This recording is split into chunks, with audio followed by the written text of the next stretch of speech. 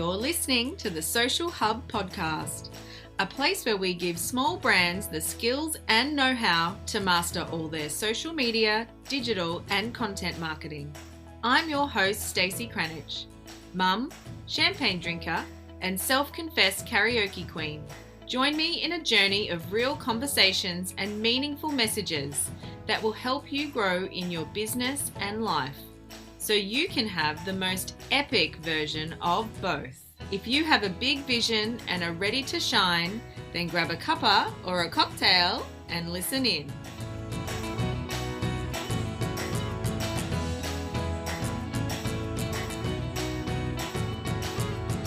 All right, welcome everyone to today's episode of the podcast. I'm really thrilled, to be honest, to have this content in like my first 10 episodes, actually. So we're going to be talking today about the overall theme of branding, but we're going to be delving into a little pocket of branding that I particularly find really interesting, and that's the topic of brand archetypes. Now, if you haven't heard of that before, that's totally fine. Just stay tuned because we're going to go right into them and it will make a lot more sense to you after you get to the end of the episode. But the reason I wanted to do an entire episode on this was, as someone who I'm in marketing, I have DIY'd my own brand.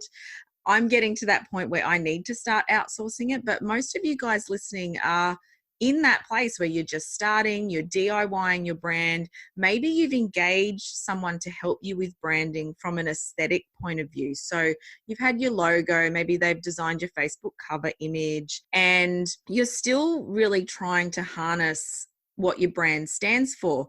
And branding can sometimes be a very intangible topic. So a lot of us marketers will say, what does your brand stand for? What's your brand personality? What does your brand do?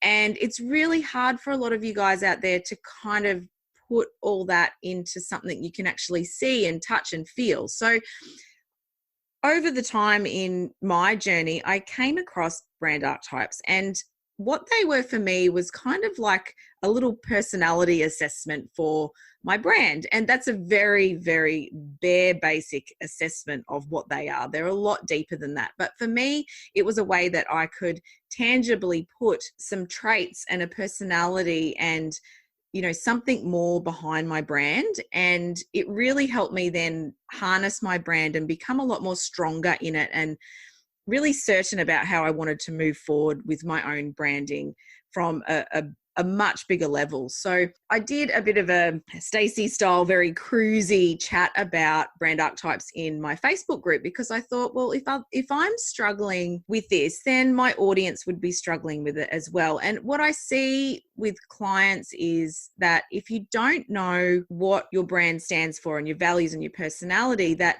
your branding's very wishy-washy, or you start taking on like brand values or a personality for someone that you can't keep going with because it's not really you. So I had a bit of a chat about this in my Facebook group. I put some slides together and was like, hey, I came across this. I think this is a really cool concept. And the group loved it. We had an amazing chat about it. And you know, it was very lighthearted because that's definitely my style. And then I connected with a lovely lady who I'm interviewing today. Her name is Michelle. She has her own branding business and she specializes in brand archetypes. And we connected, we've become internet friends, we've had a few chats on the phone.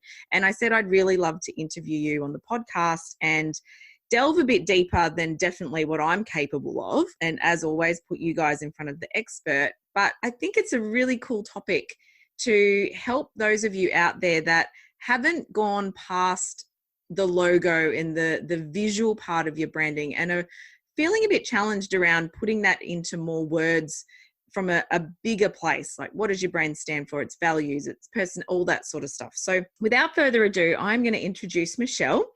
Michelle, I would love you to tell everyone about yourself, who you are, what your business is, and yeah, then we're going to keep chatting about this amazing topic. Yeah, sure, Stacey. Thank you so much. It's very nice to be here having a little chat with you. Yes. About this sort of thing.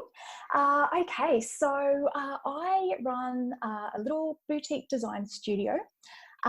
It's a multidisciplinary graphic design studio, but the specialty is branding. And the specialty in terms of branding is, as you said, I deal a lot with brand archetypes, and that forms basically the fundamental platform for the brand strategy that I undergo and undertake with all of my clients. So I offer a number of really large branding packages, and in order to create a brand for a business, we always go through brand archetypes. And I also consult. So for people that might have their own business and they're doing their own branding and they just want that little bit of strategy behind it, I also conduct little hour one-on-one sessions with people to talk about that sort of thing as well, and do the deep diving that they may have not been able to do alone. So that's Arlif Studio. As for myself, I've been a designer for just over 10 years, and for 4 of those years I've been working for myself. And it came to a point last year where I really wanted to rebrand my services, and I wanted to put more of me into my work, because I guess when you're a solopreneur, that's sort of where your magic is, isn't it? So I created Arlif, and I started to implement the things that I found really, really interesting. So now I talk about Arlif, and what I present is what I now call deep design. So it's design and branding that has really strong meaning. It really gets to the core of the psyche. And we use strategies and graphics that really kind of cut into the subconscious. I've always been really into psychology. In another life, I probably just would have gone and become a psychologist or a psychoanalyst. I find it fascinating. Yep, same. I'm also, as a marketing person, it always does come in very handy, doesn't it? Yeah. So also really into things like anthropology, the study of cultures and human behavior in general, and consciousness, and those sorts of things. So rebranding from Mish Start Creative into Arlif Studio last year was really my opportunity to inject all of those awesome bits and pieces from my personal life into my work. And this is where I'm at now. And things are going really well, and I'm getting to share the things that I'm passionate about and quite of a nerd about with my client. I love that, because particularly as a solopreneur, you are your business. So you have to infuse those bits of yourself in there for you to attract the people that are going to be, that you want to work with, that are going to value those same things, because it just makes business so much easier. I think, and more enjoyable when you're attracting those people that want the same things as you. It really makes your life and your business really fulfilling. So yeah, I absolutely love that. And I love it when I hear, even people in branding go, I had to rebrand, because your brand is something that keeps evolving over time, and you do get to the point you have to do that sometimes. So what I'd love you to do to start with is share with everyone why brand archetypes are your thing, and a little bit about what they are and where they come from, so that those people that have never heard it before can get a bit of a 411. Yes, sure. Okay. So I might actually attack that question sort of back to front, if that's okay. Absolutely. Go for it. So we might step one step back from brand archetypes, and we might just talk very briefly about what an archetype is in a psychological sense, because that's that perfect. The brand archetypes. Awesome. So basically, the idea of a psychological archetype, that concept was really heavily influenced by the Swiss psychoanalyst Carl Jung. He was a student of Freud. A lot of people know of him if you're into psychology at all. And that's where it really first stemmed from in a psychological sense. And he first used the term, he didn't use the term archetypes when he was writing about them. What he used was the term primordial images.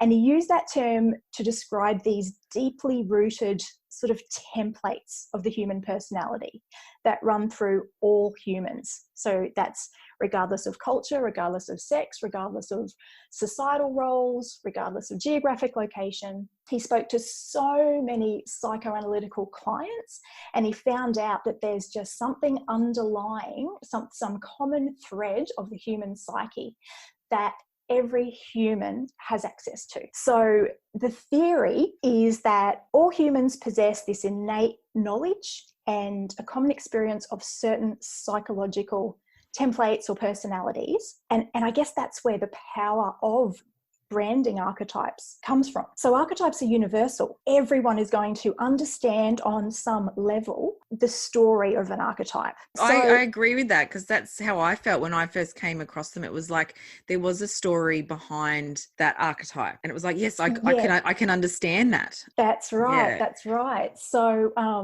exactly, it's such a fascinating topic. Yeah.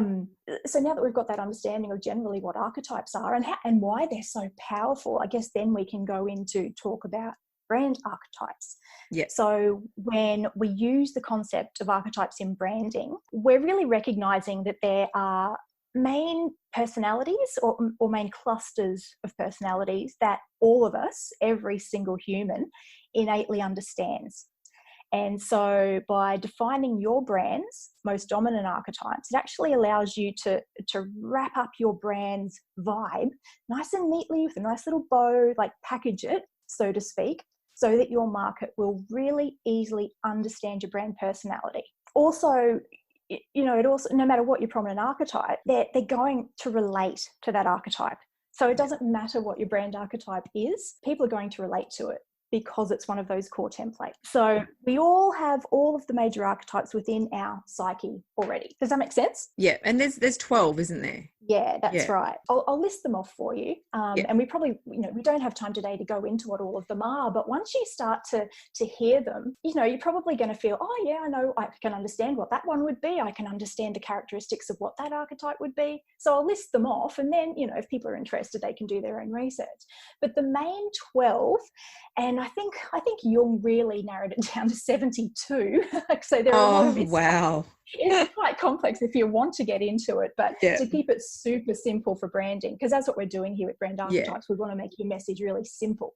So we've got the caregiver, the citizen, the creator, the explorer, the hero, the innocent, the jester, the lover, the magician, which is one of my favorites, the rebel, the sage, and then there's the sovereign or the royal. So those are the key 12. Yeah, cool. So what I'll actually do, because I've got some slides with them all listed and what their characteristics are. So for everyone listening, if you head to the page with the show notes for this episode, you'll be able to download a PDF format that will show that in a little bit more detail as well. The second part of that first question was, why are they your thing? Aha. Well, I guess they're my thing, because I have a bit of a penchant for psychology and human behavior and consumer behavior and consciousness and just what makes us tick as human beings. And it was something that at art school we weren't taught about that. We weren't taught about the deeper underlying sort of mysteries of how consumers come to make decisions. And so I just had an innate drive to understand that sort of thing. So out of school, I just had to do all of my own research and it came across these. So they just really align with my natural inclinations anyway. I was always a really big fan of Carl Jung. I think anyone that's interested in psychology has done a bit of reading. Would have heard Jung. of him, absolutely. Yeah, that's right. He's one of those core guys in history that we have a lot to thank for. And even into the types of book I was reading, a lot of them would have similar storylines, and that just really got me thinking about brand archetypes in general. And then I realized that brand archetypes were a thing. So they're not, it's not my creation or anything. It's just that I came across them and just had an aha moment of, wow, this makes perfect sense. Yeah.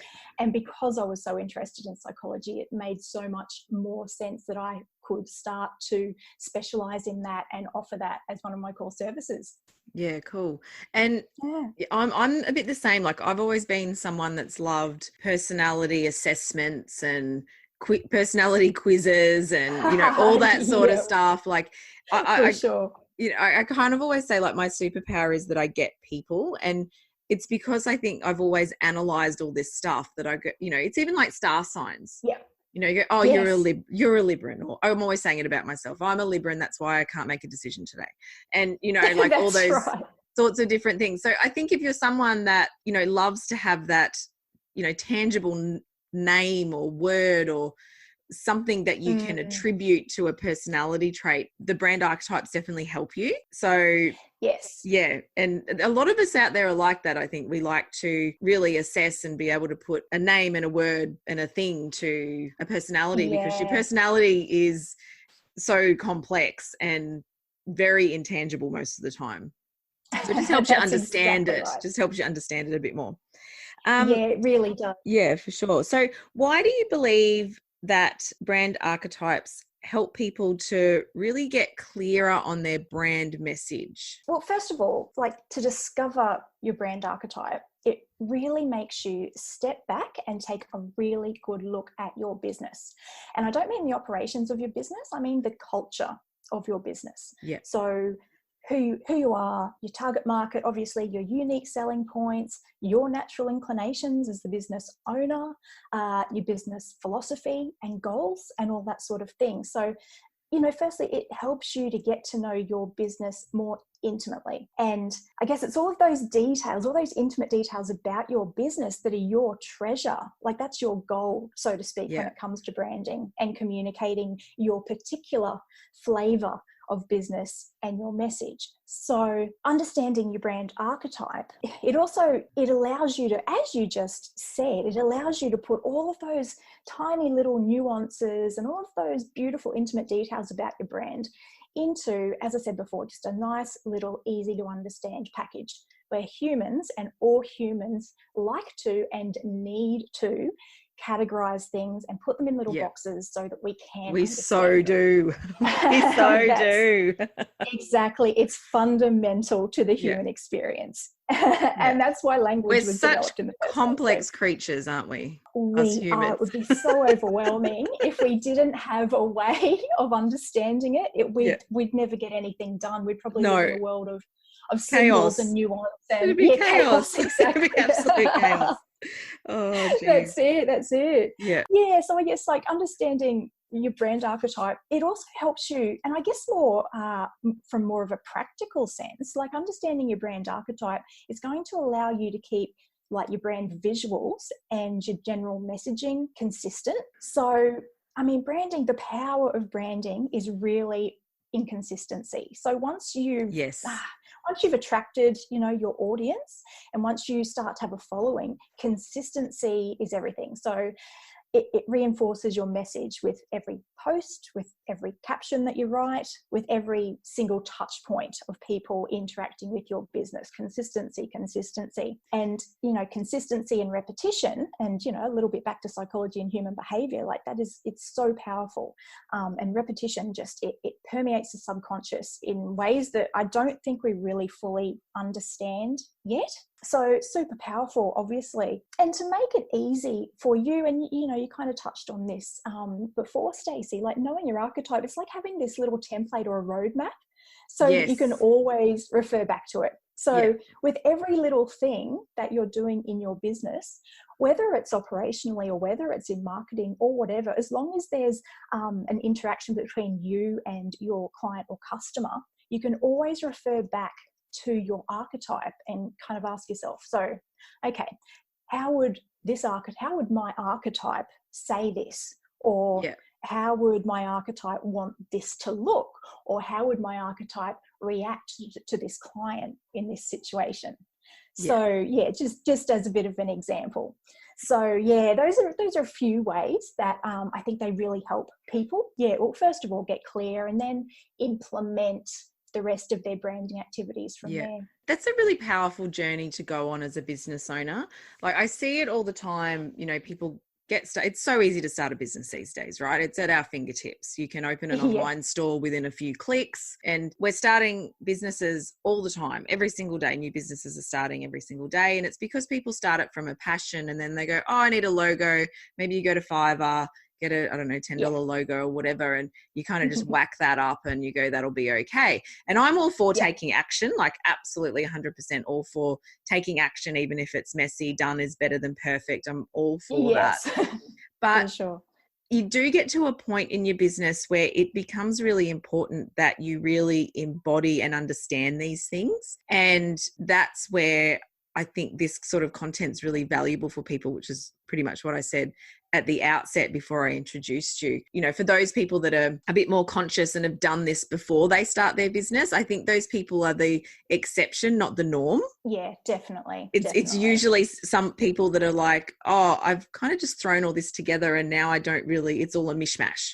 And then you go through a process like this and it just makes everything, you know, so much clearer for them and easier then to embody your brand as you go on. And then, you know, as your business grows, if you get staff, you know, it's already there. The culture's there. They've got to then fit in with that. They then know how to implement that with your clients, etc. Yeah, that's exactly right, Stacey. And there's it just it sets you off on a much better path if you do invest that time in the initial stages of your business to understand that.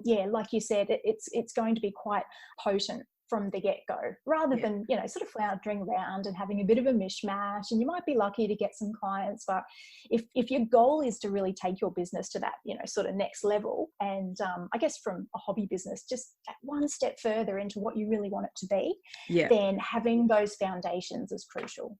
Oh, 100%. Definitely. Yeah. So can you have more than one archetype? Yes. Definitely. You can definitely have more than one archetype. And I mean, you know, you look at us and we're completely multifaceted as humans, aren't we? We're totally multi-dimensional beings. So it does. I could go through a few personalities before 7 a.m. some days, you know. Hello. Goodness gracious, I hear you. That's it. So of course, yes, we're always going to have more than one archetype. I think that if as a brand you had one archetype only, I think that people would see through that right away, and it would actually come off as a little bit inauthentic and insincere. So and I kind of wish it was that simple in a way to just have one archetype. Because I mean, you know, as someone that's a marketer or a brander, to have one archetype, it's much easier to communicate that and much easier to adhere to that. But unfortunately, we're all a little bit smarter than that, and we know when something's coming across as a little bit fake or forced. So look, definitely more than one archetype. What I find most of the time with clients is that there's usually one dominant archetype. And then there's one or two sub-archetypes, and they play a support role. And integrating the sub-archetypes, that's what really helps your brand to not become stale and boring. Like you want people engaged. Is it depth? Is it depth? Yeah. Exactly. So certainly have more than one, usually three. Quite often when I'm working with people, the top one comes out immediately. And because I go through this process with people all the time, I'm getting much better at instantaneously sometimes knowing what their predominant archetype is. And anyone that becomes familiar with the archetypes is going to start being able to do that. But the real juicy stuff does come in when you start to look at your sub-archetype. So can you give us a kind of run through of what your process is that you go through when you're working with a client to help them understand their archetypes? Yeah, definitely. So there is key information that I seek from clients about their business to determine their predominant brand archetype. I conduct 60-minute one-on-one consultations, like with my branding clients that I'm doing design work for, and also with other business owners who they might be DIYing their brand graphics and all of their marketing, and they might want to just come to me for the consult only. But we basically sit down together, and in our time together, I want to know all that I can about their business so that together we can determine what their main 3 archetypes are. So I do ask so many questions. Quite often it takes clients a little bit off guard because they may not have thought about their business like this before, but that's all part of the process. I'm getting very good at teasing the information that I need out of clients if they're not really sure. Because what I find is they know all of this stuff about their business. They just haven't thought of it objectively in order to or put it into words. It. Exactly. Yeah, that's it. a big thing is, not being able to put it into words. Yeah. That's the thing. So I use very strategic questioning and a lot of conversation, because when I hear them talk about their business, like not in a formal sense, but just as though we're friends having a chat, I get some really good gold out of that as well. In a formal sense, like the questions that I ask, I kind of categorize them into 3 main areas. So first of all, and one of the key things I love to know is why you created your business in the first place. Like, what were your motivations and what was your grand vision for it? That uncovers a lot. And it also gives, it also reignites that passion. Like a lot of people, they've had this great initial idea and they've tried to put it out there, or they're about to put it out there. And because it doesn't have form yet, they've lost that little bit of the initial spark that was there. So when you remember your initial motivations, it helps people to just, jump into it and get a little bit more excited again to go through the process. So what were your initial motivations behind it? What's your grand vision? Also, I really try and get into what makes you unique in comparison to other businesses who may offer similar products or services. So this can take a lot of discussion. For solopreneurs, it's sort of less of a discussion because I guess it's more about getting to know them and what they offer. That is a little bit different, because when you're a solopreneur, like, you are your unique selling. If it's a business, that takes a little more discussion.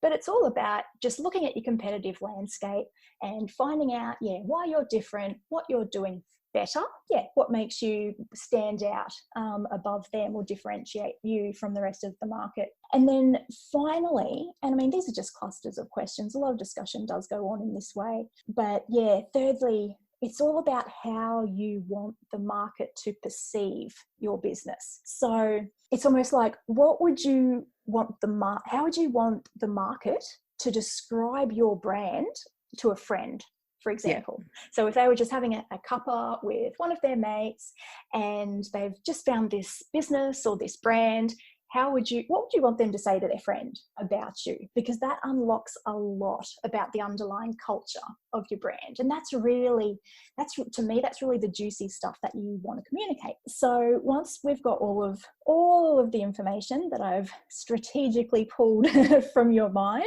I'll then share what I see as your main brand archetypes.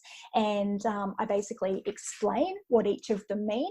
And I get your take on it. Usually the client is like, oh, yes, that's exactly right. Because it just hits, they know their business, it just hits a nerve deep down. And they really understand it immediately. If I've got it a little bit wrong, there's just a little bit of a process of delving a little bit more deeply. Sometimes we might look at the sub-archetypes that fall under a main archetype or heading, and that allows us to just get in there a little bit more deeply to find out really what we want to use and put forward for them. So it's a bit of a journey of self-discovery. Oh, it really is. It really is. And it's a little bit difficult to explain, but quite often, I've seen this so many times since I started working with brand archetypes and doing this sort of deep dive. So often people will come out of it and they might even have a little bit of a mini freak out.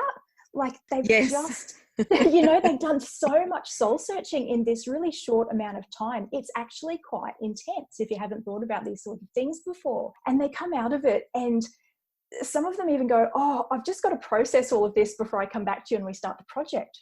Yeah. It's just brought up a lot for them. Some people also find it really, really inspiring and really igniting. And so I've had so many people say to me after the brand archetype session, it's like, wow, I actually feel as though I need to now step up to be what I see my business as being. So it Yes. inspires them to be a bit better, Yeah. and live up to the brand that we're creating for them. So yeah, as you said, it is a deep dive. It can stir up a lot of things that you might not have given much thought to before, but it is all part of the process. And that is just, I do deep graphic design, so it makes perfect sense that we go deep.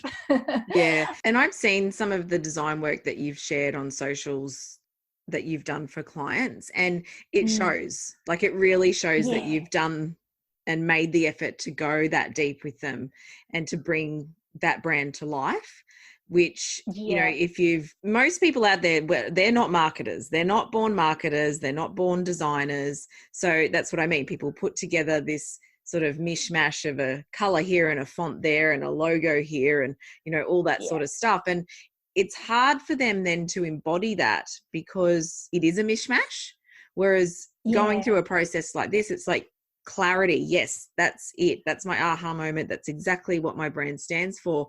And then it's like, yes, I've got this strong, firm brand now that I can go out and market and attract the right people. Yes, Yeah, exactly. That's sure. exactly. And you can tell, and when new clients come to me, they've always seen my work, and they always know, and they say to me that there's just something different and special about it. And I can't quite put my finger on what it is, but it speaks to me deeply, and they can't explain more than that. But they know that there's something there. And so to the untrained eye, and I guess because archetypes are such a deep thing that's innate to all of us, they're understanding it. They're understanding that, this is a real life person behind this brand. This is a really interesting brand. I can't really quite put my finger on it either, but I hear it all the time. There's just something different about branding that's been done really, really intentionally. Yes. That just works. It just works, and people really respond to it. That's awesome. So could you give us an example of a client who's been through this process and how it's impacted them? Oh, yes, definitely. Because I'd actually like to use my own business as my first example. Yeah, cool. That's awesome. Yep. Yeah, because I'd been using this approach with clients for a couple of years. I hadn't really applied it to myself.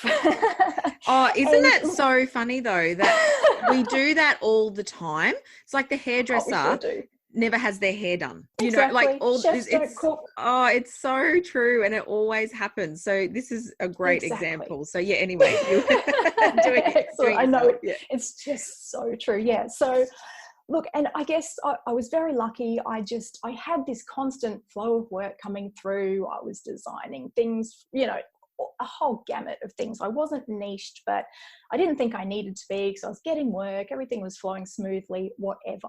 But when I wanted to rebrand, and when I wanted to inject more of me into my work and just step up and up level everything to do with my business, I thought, hey, okay, now's the perfect time for me to actually practice what I preach here. Let's just step into some integrity here, and let's test out what you're pitching, Michelle, because you're getting good feedback, but you don't really know. It's a little bit ambiguous, this brand archetype thing. So yeah, let's put your money where your mouth is, so to speak, and let's try it out. So last year was when I rebranded. And so I looked at my brand previous to that, and what I saw was it was what I call vanilla. Like everyone, sure, there are people that love vanilla, but it's sort of a nothing flavor. Because you even changed your business name, didn't you? I did, yeah. Process, So I used to, that's right. I used to work under my my personal name, but as part of the brand that I wanted this to be, and my name just wasn't going to cut it. It didn't have anything to it, so to speak. And so I did rebrand, and the word Aleph has a very strong meaning for me, and a very strong meaning for, I guess, my brand and graphic design as well, because it's the first letter of the Hebrew alphabet, but it essentially means the spark of creation or infinite potential. I love that. Isn't it lovely? Love it. And I it's not, love that. it's, Yeah. yeah, and it has a lot of other meanings and correspondences. I'm a bit of a mystical theory nerd as well, and it's part of the Kabbalah tree of life as well. And it's all about this beautiful, it's the journey of the innocent archetype and the fool that steps into new beginnings and looks at the world fresh and new, and yeah, has a sense of awe and wonder as well. So it's a really, really beautiful name that has deep, deep meaning for me. And even though it's not a word, Aleph is not a word that many people know, but it still is drawing people in. They like it. And if they haven't heard of it, quite often the clients will ask, yeah, so what does Aleph mean? As soon as I tell them, it's like, oh, that's amazing. I love it. So, you know, naming was also really strategic as well. I knew I had to do that. So I was looking at my prior brand, and, you know, it looked totally sleek and professional for sure. Like, and, you know, I wouldn't have been getting the caliber of work that I was getting if it didn't look at least professional. Yeah. But it just wasn't clearly communicating like my personality or my brand's personality at all. So what are your brand archetypes then?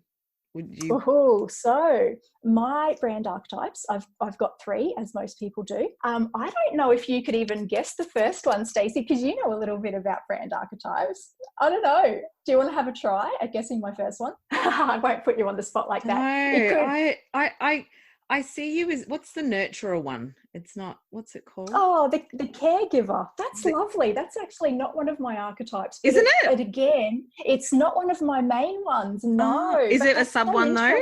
It's not even one of the sub ones, but I can see where you would get that from, because you know me a little bit as well. And it is quite a nurturing process that I go through with clients. So that makes complete sense. But look, when I tell you what my predominant one is, you're going to go, oh yeah, of course you are. Yeah. My predominant archetype is the magician. And look, I was going to say that next because I was going to say that one next because what you do is very transformative and you take people to another place. Exactly. But right. I've always had that very nurturing vibe from you. Oh, well, that's lovely. Yeah. Interesting. I think it's funny. Yeah, I think that must come through just naturally as well. Yeah, really funny. So yeah, obviously, number 1 is the magician. And as you said, yes, the magician is all about transformation. And that just cuts to the heart of what I do with people. We're transforming their brand and their business into something that it hasn't been. We're making it better. We're always evolving it, and we're just seeking to always improve and be the best that we can be. So that's all about what the magician does. I mean, it's quite a magical, you know, mystical type archetypal name. And, you know, there are some mystical elements to it if you look really, really deeply. But, you know, for what we're talking about, and as far as brand archetypes go, you nailed it. All about transformation. So there's the magician. My secondary archetype is the creator. So that makes perfect sense, doesn't it? Being a creative, considering that I'm creating every single day, that was just an obvious choice for the second one.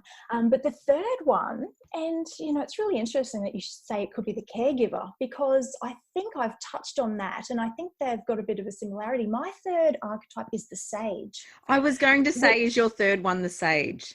Yeah, see, this is how easy they are to grasp. Yeah. Like, I mean, you know, like you've got a working knowledge of it already just from doing a little bit of research and understanding it, and, you know, being a marketing person. And I mean, like, sure, I've been studying it like a little bit more in depth, but it's not really about that. This is why they're so cool and why they're so powerful.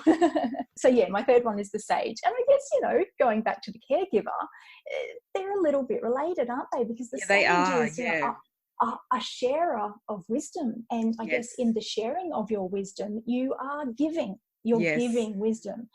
Yeah, and it's not, the sage is more of a caring archetype. It's not like the sovereign or the royal archetype where they would be dictating the law from on high. It's not like that. It's much more friendly and down to earth and in integrity. So, because when I think of a sage, I think of like a tribe. You know, like kind of, I don't know, like that's the sort of thing I get, where the sage was someone who had lots of wisdom and shared that. Exactly. It's the wise shaman or something. Yeah.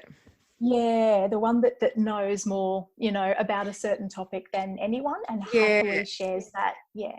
And I think I get that tribe sort of vision from it, because it's like someone sharing their wisdom. So it's like they're always talking to people and helping people. Indeed, Yeah. indeed, yes. And I think that's where the caregiver comes into Yes. it. Yeah, Yeah. that's really interesting. I really love what you kind of brought up there. Yeah. It's a really nice way of looking at the sage, I think. And I think for a lot of the clients that I work with, and probably a lot of the clients that you work with as well, like I work predominantly with females, not all, and so do you. And you know, as a gender, you know, we are a little bit more inclined to have that that nurturing, caregiving nature about us. So it makes Oh, sense that if you're dealing 100%. with a feminine brand, the sage is going to take on those characteristics of the caregiver just by nature of being a female sage. So I So was yeah, on a that's bit of really a cool. track there. I was on a little bit of a track. Oh, you so were. You so were. No, you brought up such a beautiful point that I definitely will ponder a little bit later, just because I'm always ruminating about these things and Well, I guess pondering you do things it in for my other mind. people so much. You probably don't have other people input that for you. No, not at all. Not at Yeah. all. It's funny. I did sit down and tried to employ a copywriter when I was rebranding and doing the copy for my website. Yeah. She did go through a similar process with me, and I tell you what, sitting in the seat of the client and having to answer all of these questions, I really felt like a deer in the headlights. It was it was quite confronting. So it was good Yeah. for me to get that empathic view of what it is like for clients. And I think I've gotten a little bit better at my work as a result of Yeah, it. for sure. Yeah, but yeah. So you know, with those three main archetypes, like when you look at my branding, and if anyone goes to my website, you'll see those brands coming through. So with the magician brand, I've got a little bit of mystical symbolism in my brand. I've got some, you know, metallic gold splashes of paint. Gold's always known to be a little bit associated with the magician archetype. Metallics, just something that little bit extra that you don't often see. You can see the creator, I guess, just through my portfolio and the way that I use my copywriting and things like that. It's all very creative. And the sage, that archetype's really shown in my branding with color, with the way that I talk and share information. And just as a side note, it's interesting, like the sage's one of the main colors that communicate the sage is blue. It's a darker blue, and it speaks to reputation and wisdom and trustworthiness. And this is actually why you see it a lot in the corporate world. And also in Yes. medical. Yeah, Yes. because it Yeah. really that's it. So colors, you know, colors have meaning and even like a feel or a frequency. Yes, And definitely. yeah, so colors are always really, really important when it comes to matching them with your brand archetypes as well. Yeah, so I guess that's one that's one example. That's just my Yeah, no, that was example. And cool. I since enjoyed listening to that. That was great. yeah, great. And I guess since you know, and the proof is in the pudding. Like I really think my business has just really stepped up in a massive way since I rebranded. And it's all about, you know, when you put your message out there clearly and concisely so that people 100% understand what you're pitching and what your whole approach is, they are just going to magnetically flow. I guarantee it now. I've seen it with other clients, but because I've done this myself now, I've seen it in real time. And I mean, I'm booked out for 3 months ahead at the moment, which I've never been before. I've always been a relatively busy, you know, working designer, It's but fantastic. exactly, it's great. And I mean, I really do think this is the power of good branding and Oh, good 100%. messaging. Yeah. Yeah. Perfect example of how you embodied your brand, and then look at how everything took off Yeah, from exactly. that But I'll give moment. you, that's it. That's it. And I really can tell. And even if you look at my my statistics for people downloading my price list and visiting the site and what have you, around about that time, that's when it just kind of exploded. I might be putting you on the spot now, but you put me Haha. on the spot before. So what, Go for it. when I've only done a self-assessment, obviously, of my own Mm, archetypes, and I identified two, but I think I know what my third one could be. So I said my two were the Joker and the Magician. Yep. Because everything I do, I just love to have fun. Yeah, and I always exactly. say I'm a self-confessed party girl that never wants to grow up, and all that sort of stuff. Like I love to just put a fun spin on things, and I just think we're only here once, or maybe we're probably here a number of different times, but we're only in this body once, and it may as well have the best time of it. Exactly. Yeah, I love it. I do put so much. I try to put lots of life and fun into my brand. And then the magician part is, I love transforming other people's businesses too, and helping them transform and have that show online. And, I can look at a client's Insta feed from before they met me to after, and I can see the transformation. It's really cool. Yes, there you go. Isn't it great to see that, by the way? Yeah, totally. I can totally see the jester and the magician in you. I would say the magician's probably like one of the subtypes. The jester is so strong in you, I feel, but I also feel that you've got that caregiver sage type vibe going on as well. Yeah, I really do. Like, you're definitely such a nurturer in terms of your clients and an information sharer. Like, you just share so much amazing content, for free with your followers.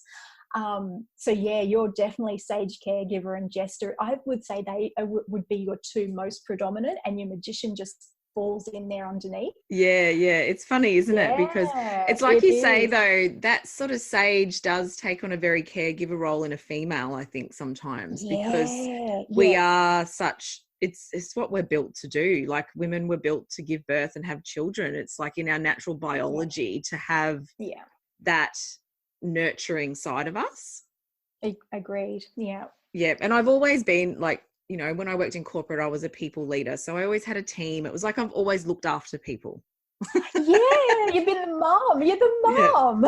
Yeah. You are the quintessential caregiver. Love it. Funny. And that's a really cool combo. I think that's part of your magic, actually, the combo of the caregiver and the jester, because look, they're actually archetypes that don't often go together. So I think that's part of your, I don't know, I think that might be part of your magic and why people are attracted to you. What you do, so the caregiver and the jester wouldn't normally go together. They don't often go together. No, it's a really odd combo. I like to break the rules. You do. You got the rebel in there as well. There's a little bit of rebel in me, but not as much of a rebel now that I've become a mother. When I was younger, I was a lot more of a rebel. I can see that, actually. Yeah. I think what's the term? People say you become very aware of your mortality when you become a parent, and the wild child in you, definitely, it's still there, and it comes out, trust me, sometimes in very inappropriate places, but it's you kind of have to you naturally just pull back. And you're not so outrageous, but it's still in there. I reckon when the kids leave home and I'm an empty nester with my husband, I reckon I'll be definitely one of those women in their 50s and 60s, like, rocking it. You get this second wind and you're like, right, I'm back, baby. Totally, 100%. I guess to kind of wrap the interview up, could you give everyone listening a place to start if they've never been exposed to this before? They've listened to us and kind of going, I want to know more about this. Like, where's a good place for them to start getting clearer on it, or to research it? Look, as a first port of call, like, if this piques your interest in any way, there's actually so much really useful information online. Like, if you really just went and did a Google search on brand archetypes, you're going to find a lot of really good, reputable information, sometimes from really high-end marketing firms in their blogs and whatnot. So have a bit of a look just generally. I'd really encourage you to go and do one of those awesomely fun brand archetype questionnaires online. Do a search, brand archetypes questionnaires online, and you'll see a few. They are really, really fun. They're a bit superficial, but who cares when you're first starting to look into it? They're fun, and you're going to know if the results of that resonate with you or not. I mean, I've done a few, and I have gotten different, just to try them out, and I have got different results depending on what test I do. So, they're not 100% consistent or anything, but definitely a good place to start. Like, go and have some fun with it for sure. And, if you're at that stage in your business where you think that you could do with a little bit of professional and expert assistance in that area, or, you can reach out to me at any time, book in a little one-on-one Zoom session, and we can really do that if you're ready for it. Yeah, cool. Really do that deep diving and see what emerges for you. Yeah. Obviously you are a great person to get in touch with if people want to know more about it. So in wrapping up then, how can people get in touch with you? What's the best way for people to connect with you? Yeah, look, everything really is on my website, which is www.aleph.studio. So studio is the domain there. It's not .com.au or anything like that. It's just Aleph, ALEPH.studio. And there you'll find just a little bit about me personally, my approach, the types of people that I work with predominantly, some pricing and whatnot for all of my services, and you can get in contact with me via the contact page on that site. Awesome. And there is a link to Michelle's page on the show notes for today's episode, so you can head over there and check her out a little bit more. So thank you so much for joining me, Michelle. This has been a really fun chat. We've gone a little bit off topic a couple of times and I actually forgot that I was recording an episode at one point. I was just too busy just chatting. So they're sometimes the best interviews, I think. Good, I love it. So natural, yeah. So I think so as well, yeah. Yeah, so thank you so much for joining us. All right. My pleasure, mate. Thank you.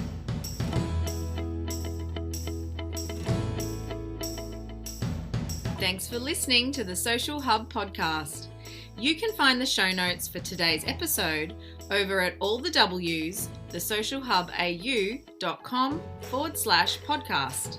And if you want to join me in my community and continue the conversation, jump over to Facebook and join the Social Media 101 Facebook group. Until then, stay classy.